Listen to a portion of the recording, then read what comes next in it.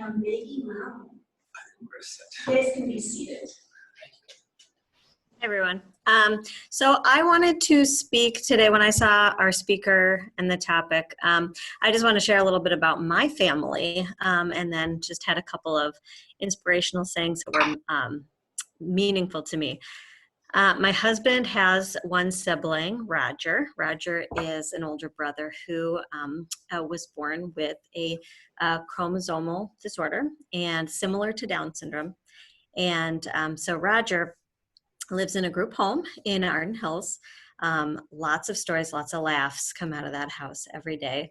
But a big part of Roger's life has been the work he has done through Merrick and a lot of the jobs that they have been able to place him in, as well as organizations through Community Bridge, bingo nights, and fun things like that. Roger currently works at Augsburg and was placed there and has also worked at a movie theater in various places over the years. He's in his 40s and he is very much a contributing member of society and of his household and of our family. He and my 6-year-old daughter are best buds. They pull punches with each other, have the same sense of humor, and they have often visited Roger at work. And so I appreciate services like that help him to be just to live fully. And so I found a couple of inspirational quotes that really just made me think of Roger. One is, hard things are put in our way, not to stop us, but to call out our courage and strength. And that is Roger to a T. And then, whether someone is useful only matters if you value people by their use. And that really made me think, because on paper, what Roger provides it is very meaningful, and he's been given many opportunities, but he has also impacted our family greatly in many ways, and his use is just infinite. So anyways, just wanted to share that personally about me, and really thank the speaker for coming today, and I hope to learn a lot about that. So thanks. Thank you so much, Maggie. That's beautiful. Beautiful words. Do we have any visitors or guests today? Okay, let's skip that. I have a little historical snapshot for you today. This one doesn't go back too far. We'll see if Kathy can pull it up here. This is from Rotation Day. And Ken, you remember this one? Oh, yeah. So this was Rotation Day. For those of you who are unfamiliar with it, we, as Rotary, will go to other people's workplaces to learn a little bit more about what they do. And so this was when I had at our senior care at our assisted living there. So thank you very much. All right, do we have any above and beyond presentations today? I think Galen and Janda. Jan. I have a virtual presentation today. I am virtually passing on my Service Above Self award to the next recipient, who is also virtual. And I'll just talk about who she is. She's a new leader of our club, and she's stepping up in the most amazing times. She's done a wonderful job of conducting a club conversation about membership and helping us learn how to be a team and to emphasize the skills that we can do best. Her online presence in COVID and taking that on is, I think, just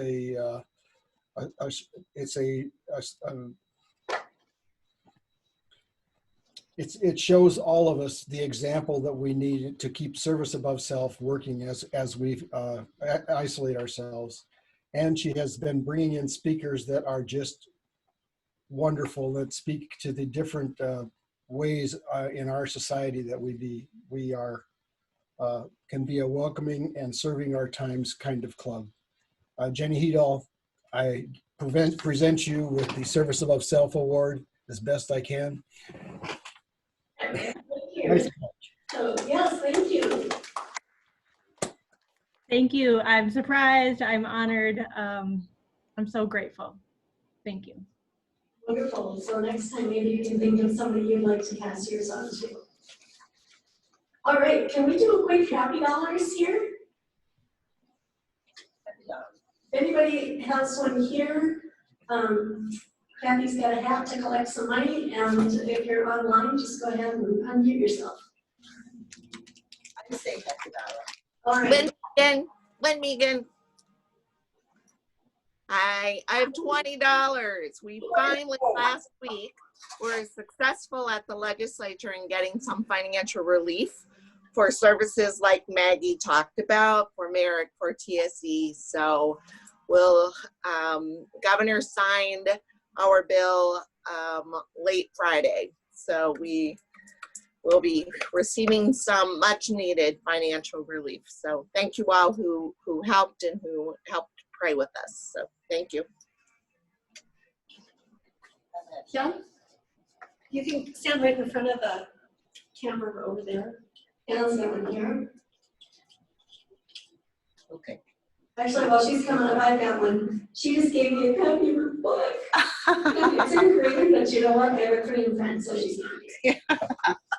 I just put $10. I'm just so happy that I came back to my home, and then now I was with you guys online, but now I'm here with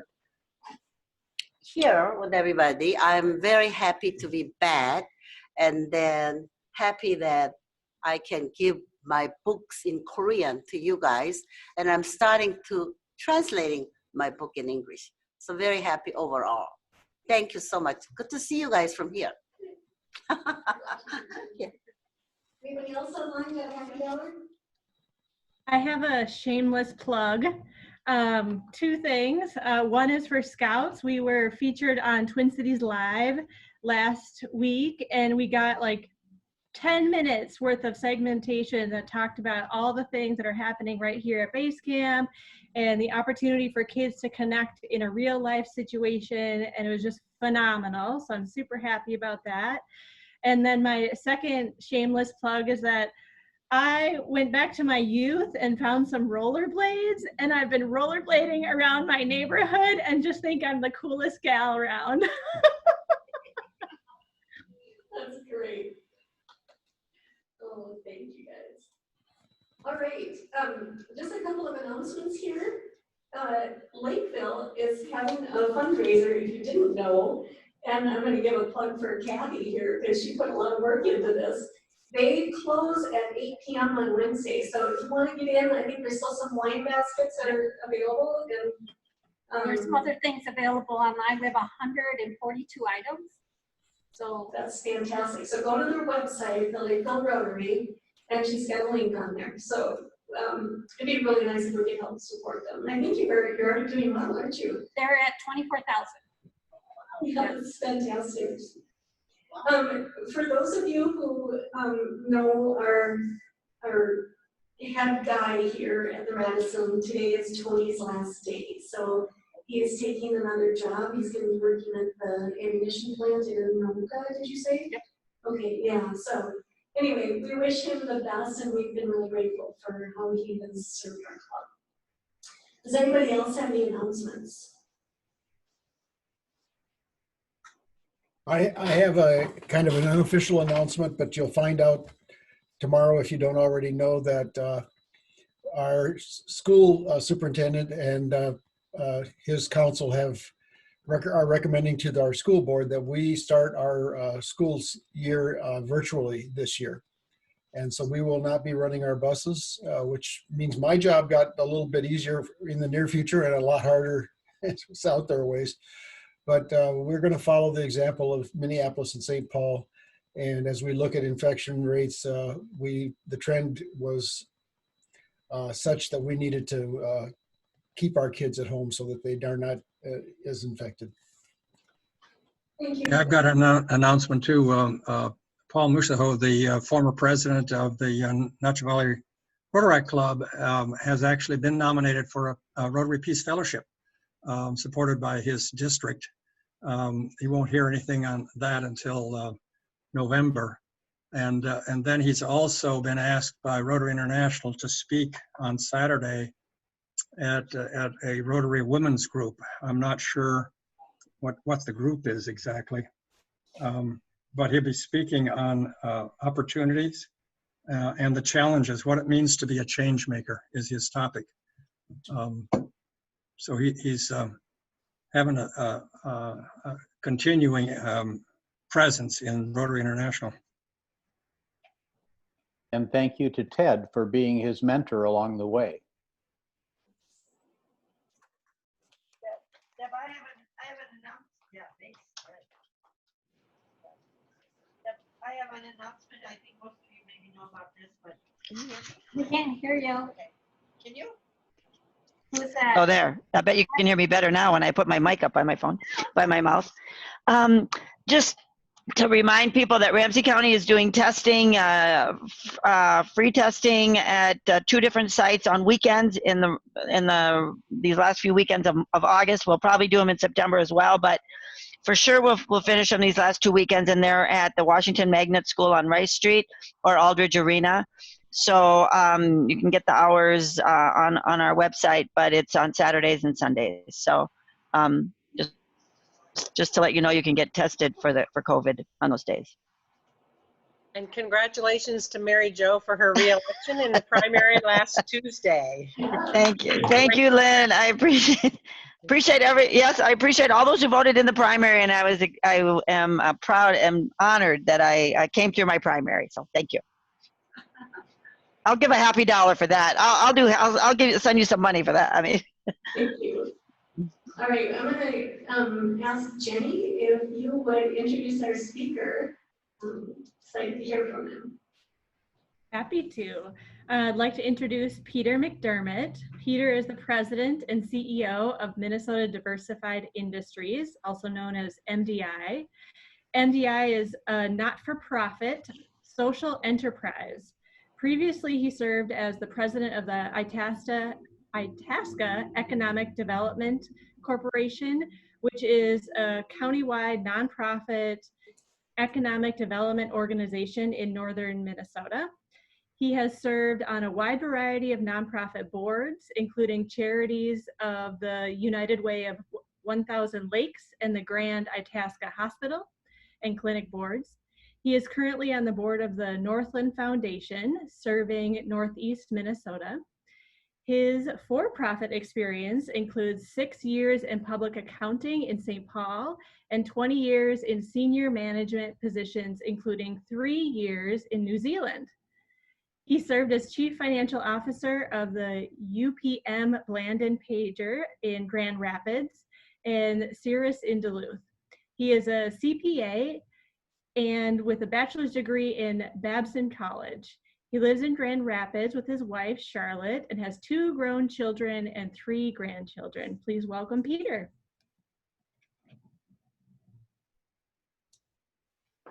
Thanks, Jenny. Appreciate it. Let me see if I can do this, if I can share the screen and get this presentation started correctly. Kathy's been great help to me on doing that. Are we up and going? Can you see the presentation, everybody? Okay, I see some nods. I can't see everybody, so, but first of all, I want to thank Jenny. It's nice that she received the Service Above Self Award, because Jenny serves on, and served for, I don't know, 3 or 4 years anyway, on the Resource Development Committee for MDI.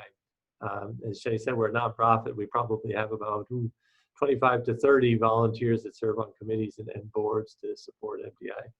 And the other thing I want to just add is, I'm not sure how much you realize how much a role that Lynn Megan had in actually getting that legislation passed last week.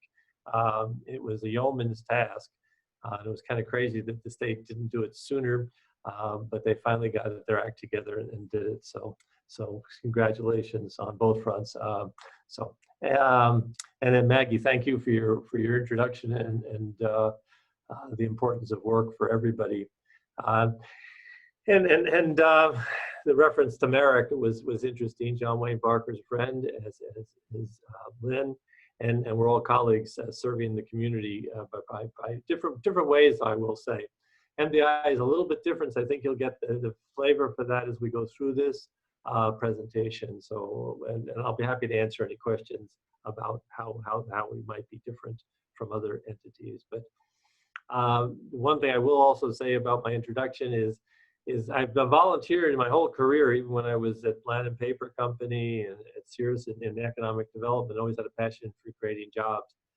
And so when this job came along at MDI, it was kind of a dream come true, because it's a nonprofit sector, but creating jobs, and I was getting paid for doing what I had a passion to do, and doing it for people with disabilities, which actually is really rewarding, because we have about 170 Rogers that are working for us, if you will, so or working with me, I should say. And it's the best job I've ever had. But the one thing about people with disabilities, there's about 30% with disabilities that remain underemployed or unemployed. And primarily that's because of biases. When people are out hiring, they'll tend to hire someone without a disability, thinking that they'll be a better employee. But the one thing I found out at MDI is that people with disabilities make great employees. They show up for work on time. They work to their capabilities, and they respect their coworkers, and that's all we actually ask for them. But actually, 1 in 5 people, so about 20% of the population, has some sign of disability. Some of them are documented, some aren't documented. You see different numbers on this, but the people that we count for with disabilities do have documented disabilities. So one thing, diversity, equity, and inclusion, that's the buzzword in the world these days, especially after George Floyd's murder. But it comes in all different shapes and sizes. And that's, the gender diversity, race diversity, LGBTQ, veterans. But unfortunately, folks with disabilities are basically at the back of the inclusion bus. In fact, you mentioned the Northland Foundation a few years ago. They were doing a presentation on diversity, equity, and inclusion, and they put up a list of people that were sort of minimized, if you will, in the community, and they didn't have people with disabilities on it. They do now, but they didn't at that time, and so it is interesting, and I don't know, there's a variety of reasons for that, but I won't go there. But at any rate, it is a fact.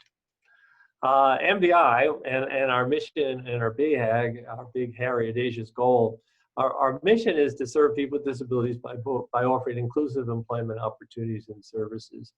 And a couple of 3 years ago, we set a goal out in 2026 to actually influence 25 lives positively through meaningful employment and related services. And I'll talk a little bit about how we intend to do that. So employment and revenue growth, we're a nonprofit social enterprise. We're a 501c3, and we've been around since 1964. I'll talk about the history in a minute. But, people will say there's a couple of reasons why you should hire people with disabilities. One is that it's the right thing to do. It's just, it's good to be in for equality and inclusion and whatnot. But there's also a business value to do it. We have, in 2010, we had about 123 employees, and 63 were people with disabilities.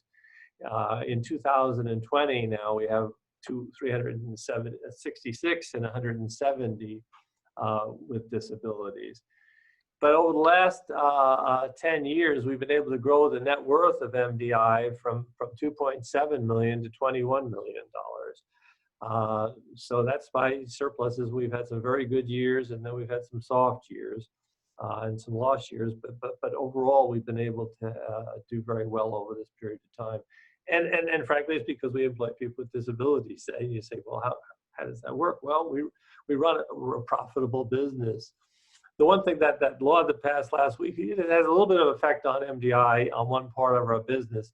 But 95% of our revenue comes from the sale of products and services. And I'll talk more about where those come from here in a minute. So a history of MDI. We were founded by a man named John Durant and Sister Anna Marie Myers over in St. Paul on Summit Avenue. She had the Christ Child School for Exceptional Children. And she hired John because he was just out of the university and he was going to go into private industry. And she said, John, work with me for a few years because I'm not, what's going to happen to these kids when they finish high school? You know, are they going to be watching TV? What's going to happen in their lives? And so on the day he committed to the first 3 years of his career, which turned out to be his entire career, and which, by the way, he was a Rotarian, and it wasn't in Roseville, it was downtown St. Paul. And so, you know, he was, and actually, you know, there's still some people around town, and maybe somebody on this call that remembers John, because he was quite visible in the community. But at any rate, he started in '64. And then in '73, we actually developed a relationship with the Postal Service, and we'll talk about those totes in a minute. But we've since actually '93, we started doing the totes, and we've done about 97 million of those totes over this period of time, over what, 26 years or so, 27 years. So in 1978, John had an epiphany, and he said, the best thing I can do for folks with disabilities is give them real work. You know, not make work, but real work, and they deserve it. And so we pay minimum wage and benefits to all of our employees, and it tends to be people, I have to say, that are 70% plus productive. That's not necessarily true for all of our employees. There's a number that are maybe operating between 30 and 50%, but everybody still gets paid minimum wage and benefits. But then also, if we don't have work, they get laid off like other people. Now we have a positive bias, but they do get laid off. And John put that as the risk. I mean, they're just like everybody else. In fact, everybody at MBI is an employee. In fact, I don't know who has a disability, who doesn't know. Many times it's obvious. Sometimes not so obvious if it's mental health issues that are controlled with medication and whatnot. But they're all employees. So and they get treated the same. We have all employee meetings, and they all hear the same thing every quarter about what's going on and whatnot. So and we don't, other entities call employees or excuse me, people with disabilities clients or consumers. We don't do that. Everybody's an employee, and it goes along this model that was created, as I say, by John Durant back in '78. In '92, we actually moved up to northern Minnesota. We expanded the operations up here, so we had operations in the Twin Cities and up in Hibbing and Grand Rapids. And there was twofold reasons. One was there's a need in rural communities, a greater need for employment generally, and then even more so for people with disabilities. But then there was also funding available from the IRRB and the Blanton Foundation that made those moves possible. In 2013, we combined with Deer River Hired Hands. And Deer River Hired Hands was more of a DT&H model, day training, day services model. And in fact, those folks tend to have lower productivity levels, but now they're part of our family, and again, they get paid minimum wage and benefits. We moved into a new facility in Minneapolis in 2014. Just off of 280 and 35W, where they split there on Industrial and Broadway. In 2016, we purchased a new building in Cohasset. It was about $2.5 million expenditure. It's a 110,000 square foot building. It was actually originally built for a company called Technomar, which turned out to go down to Lesueur, which is Cambria today, actually. But they abandoned the building when Devesco got involved, and we were fortunate enough to buy that building. It's 110,000 square feet. It's a beautiful facility. And then we couldn't get quite a good deal as like that in Hibbing, so we ended up building our own building over there, and that was about $4.7 million. And this is what we've done with some of those reserves I talked about earlier on, because in Hibbing, by the way, we were in the old Greyhound bus terminal since 1992. So it was really an old facility. And so we were able to replace that with a brand new 36,000 square foot facility in Hibbing. And it was constructed in 2017. We moved in 2018, January. But we also built out a white room in Minneapolis and obtained ISO 13485, 2006. For those of you who don't know ISO, it relates to a medical certification. We are 9001, which is an overall quality standard. But in 2016 or 2018, we got ISO for getting into medical, because we found that not a lot of other nonprofits that are serving people with disabilities do medical. And so we said, well, it's a good thing for us to get into, because we don't want to compete with other nonprofits. Moving jobs from one to another doesn't make any sense.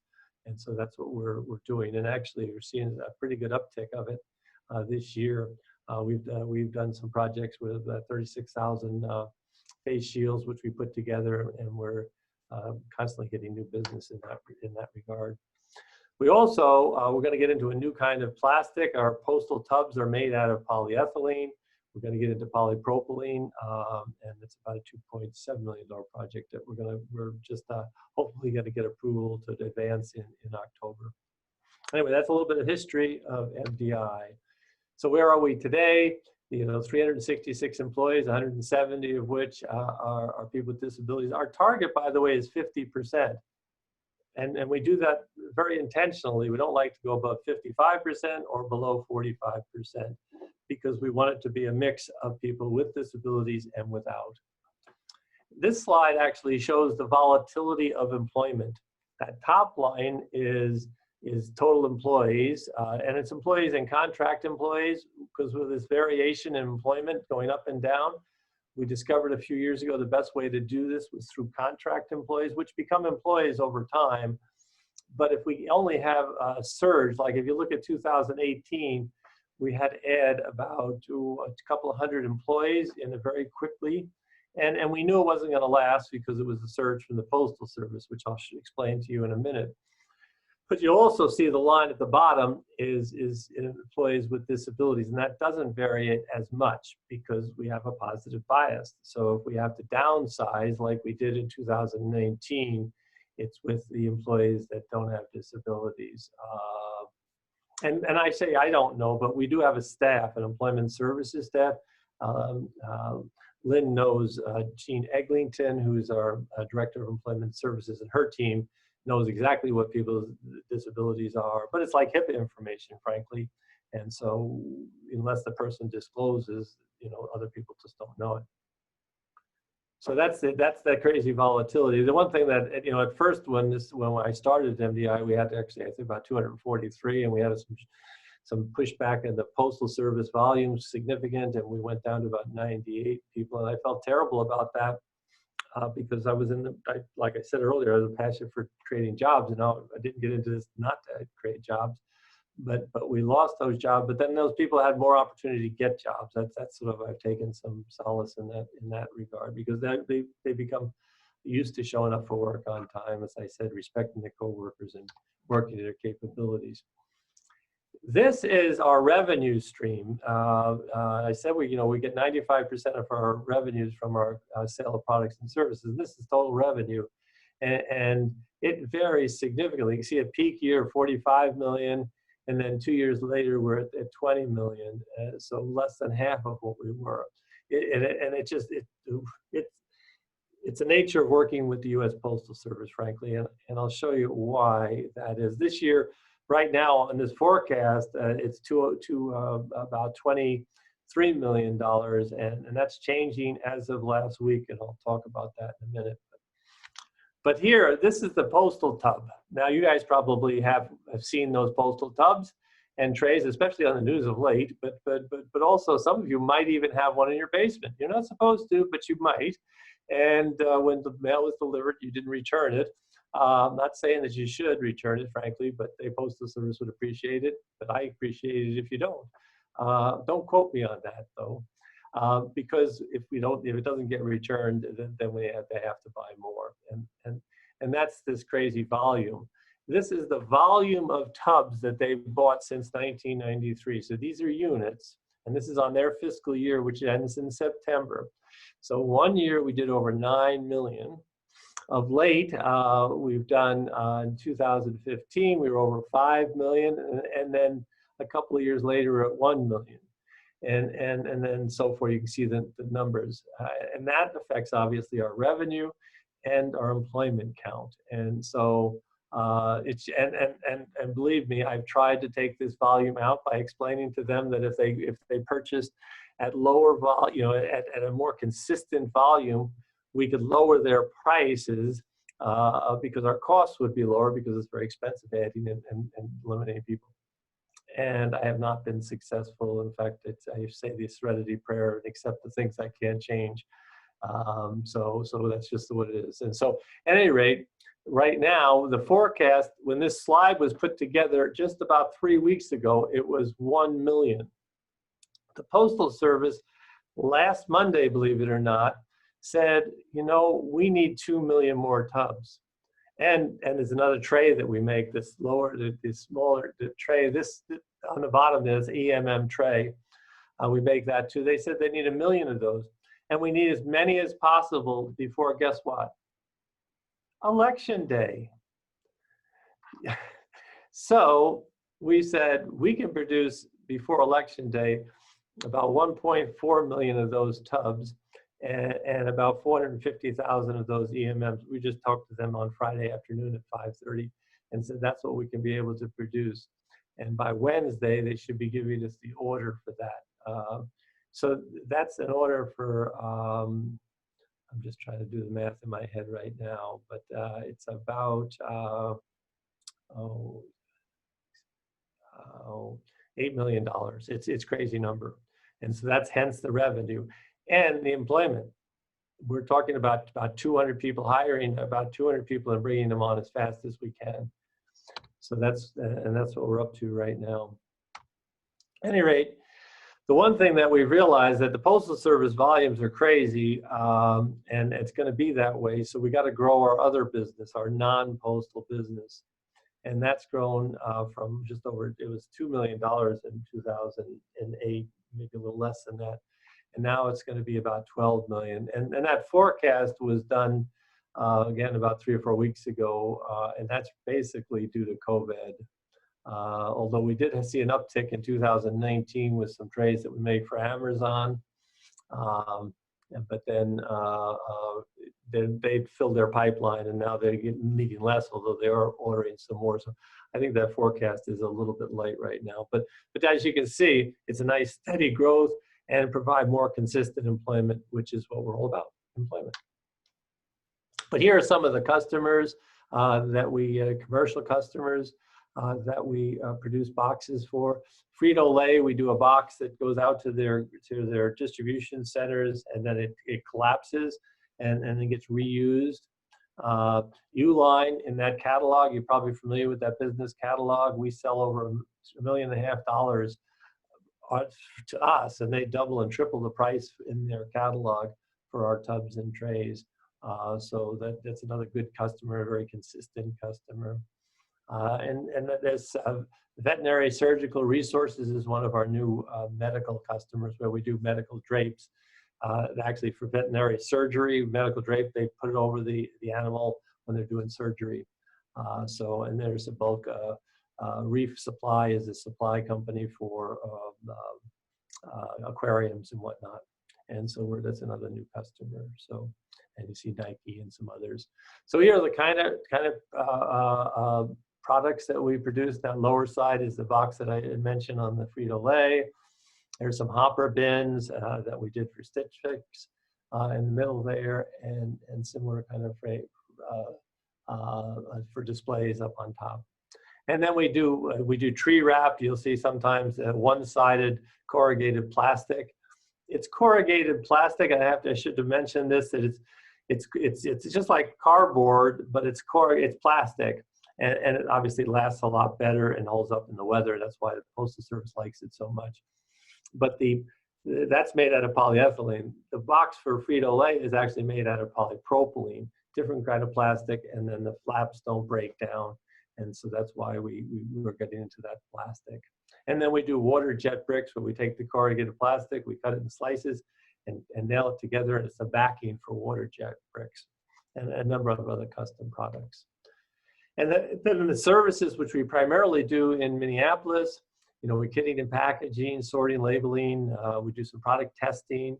So we have shrink wrapping capabilities, and then there's the medical packaging and assembly that we've just gotten into over the last couple of years. So programs specific to folks with disabilities, and this is where I think we're going to have the best opportunity to impact more lives. I mentioned the Big Hairy Audacious goal of 2,500 lives positively impacted per year going forward. And trying to do it through employment is really hard because you have to have a business, and anybody that's in business, they want to do more with less people. We want to do more with more people. And so it's hard to grow a business and be successful at the same time, grow your employment and be successful. So we want to do both, but then we also want to help people get employment. So we have community placement that we've done up in northern Minnesota for quite a while, and we do some of it in the Twin Cities. We have a partnership with DPI, which is a temp agency that came out of Portland, that's specifically focused on helping companies hire people with disabilities. Not people with disabilities get placed, but companies hire people with disabilities. Career Skills is a real success story. We started this about 2 or 3 years ago, where it's soft skills, where we started out with our own employees. Now we have other people coming in and taking the class. And it's about 28 hours, and it teaches people about firm handshake, eye contact, resume writing, but helps them get a job basically. And when someone leaves MDI for another job, we count that as a graduation. So this gets that because then it leaves room for somebody else to come in. And then about 3 months ago, we introduced a Train the Trainer program, where we actually just did another one last week, but where we'll train people on delivering career skills. And we have no charge. We just say, report back how many people you've helped with that skill. So Quest is a program partnership with the local school district up in Grand Rapids, which is a program for kids after high school. And they're actually renting it as part of our facility in Cohasset.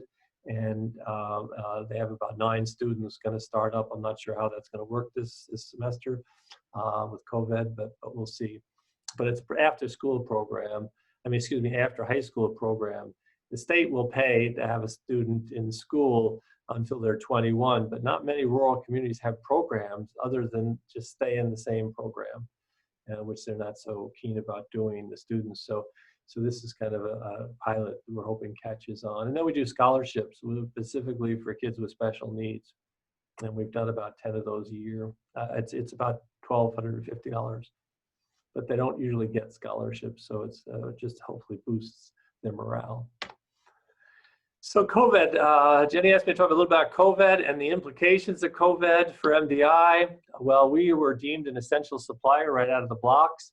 And we had 28 customers, commercial customers, in addition to the Postal Service deemed us that. So we've stayed open. I did say early on, if we have to close because COVID, we'll close the facility. It's a good thing we have 4, but we will. And then knock on wood, I hate to say this, every time I do, I get nervous, but we have not had a case of an employee proving testing positive. And that's, up in northern Minnesota, we don't have a lot of COVID, but I was thinking that the Twin Cities where we're going to get hit with 80 employees, but with 25,000 plus cases in the metropolitan area, but so far we haven't been hit, and that's primarily due to the employees being very conscientious, and we're constantly reminding everybody because everybody with disabilities has a higher risk than the general population. We have 5 core values, and the first one is employee and customer first. So, most important, in fact, we just had this morning at an all-employee meeting, we emphasized that, employee safety is number 1. In fact, when COVID came out, we redid our goals for the year. We said the number 1 goal for the year is keep our employees safe. And we prepared a preparedness plan and immediately, and then we've updated. It was almost weekly, actually, for quite a while. It's doesn't have to be updated so often. But when the mask mandate came out, we only needed to tweak it because we already had it in place.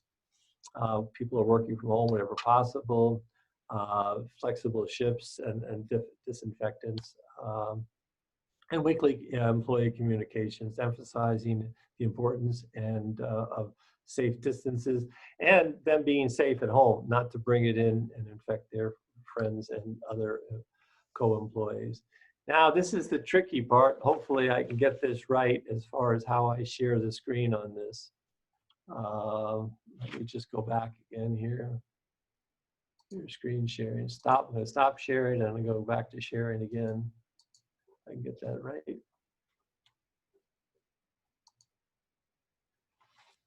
Rotary presentation.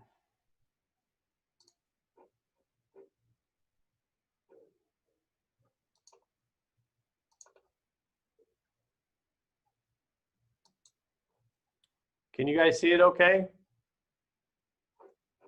I hope.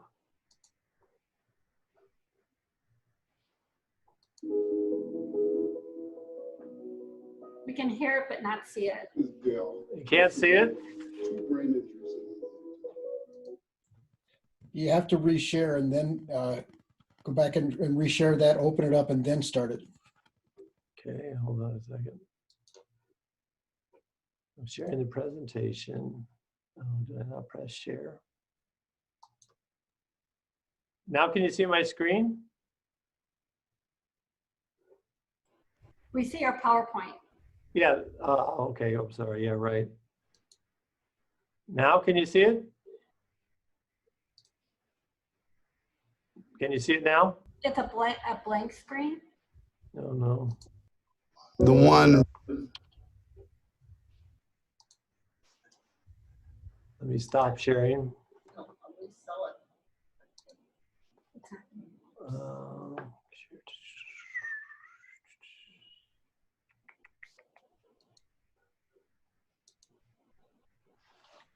Kathy, I do the. So you want to open your YouTube video and then share it from that screen.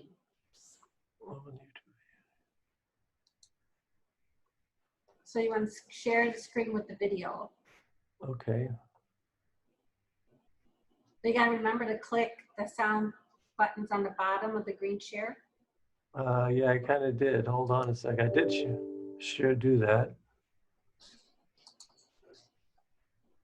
I did share computer sound, optimize screen sharing with video clip, and then I hit the presentation, right? The screen share. Oh, just screen share, just regular screen share? Right, share screen. Yep. Now we got your PowerPoint again. Okay, but wait a second here. How's that? That's it. Sorry, okay. Here we go. Rendering me disabled, the last one, where I had infection on my brain. Hi, my name is Karen. The things that I struggle with, I have high anxiety. I still deal with a little bit of paranoia, and I'm dealing with the public. My name is Ryder. I suffer from autism, just high-functioning autism. I did see that there was definitely a difference between me and everybody else.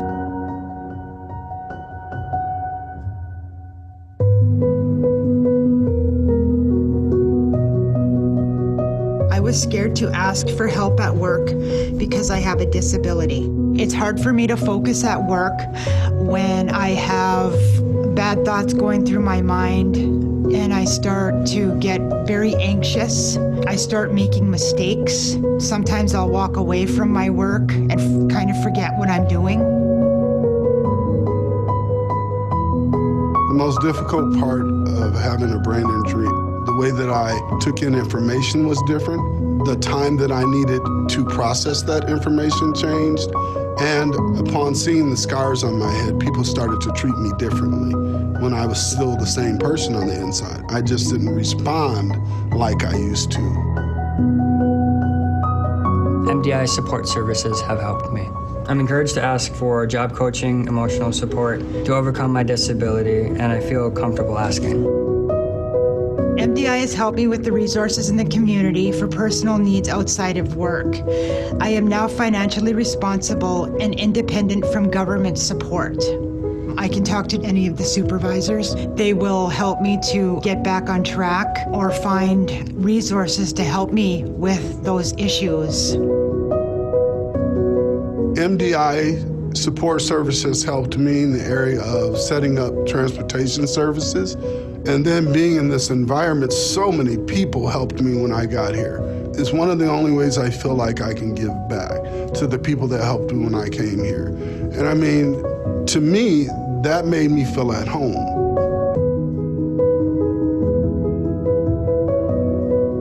Because of MDI, I'm not emotionally stressed and having anxiety about myself or daily tasks. Everybody is going through something, so if it is negative, that might not be even towards you at all. They might just have a bad day.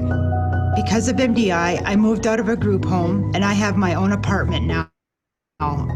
I take better care of my mental and physical health and have better self-esteem because of the emotional supports and job coaching I receive. I don't suffer from my disabilities. I am able to overcome my disabilities with the support that I receive from MDI. People have to get out of their own way sometime. You know, when you're a survivor or something, you usually have a wall that you set up for everybody else. And until you get to a place like MDI, you don't even realize these places exist or that that's even possible. Every day when I come to work, I am actually glad to come to work because I know if my day is starting off bad or if my day starts to begin to be bad here, that the line leads and the supervisors will actually help me to have a better day and do a better job. MDI has gained me more perspective in life. Going from my past job to this is like a full 180 because this is completely different than my other job, and I love it. And even though we're just making certain products, together as a team, we are getting these products out the door. And I was a part of that. That's important to me. And for my kids, it says, Dad is still out here and he's still thriving, because the last thing I want them to think is that I had a brain injury and I was unable to go beyond that.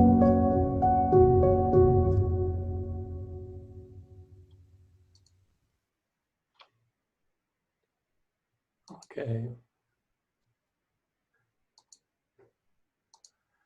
That's it then. You know, and I know I'm not supposed to solicit, but I will please advocate for employment of people with disabilities out there and buy MDI services or TSC or barracks and introduce MDI and other nonprofits to your connections and donate to all of us. So that's the presentation. Are you able to hear me online there? Yep. Thank you so much for that presentation and for advocating for people with disabilities. Just so you know, we give contributions to the Rotary Woods and Rain Garden in Central Park on behalf of our speakers. So we really thank you for being with us today. Thank you. Are you able to stay late for questions if anybody has questions after the meeting? Sure. No, that's fine. I'm happy to answer any questions. All right.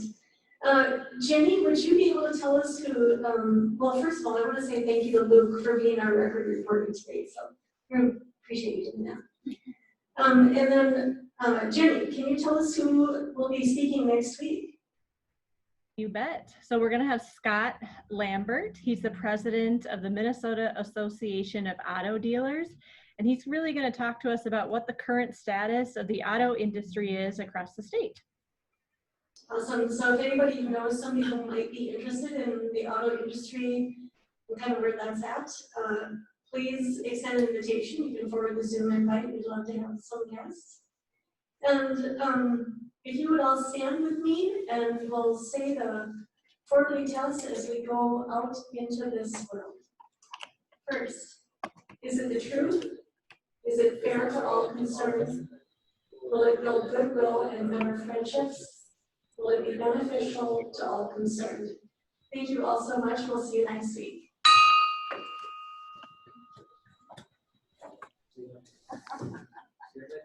See ya. Hello, Peter. Yeah, hi. Lauren here. Quick question. Yep. How will it affect you or your MDI if the minimum wage goes up to $15 an hour? Well, that's interesting you say that, because we are on this surge to try to find these 200 people. We've actually just raised our wage to $15 an hour for contract employees and a $3 premium on employees' payments. It squeezes us, and it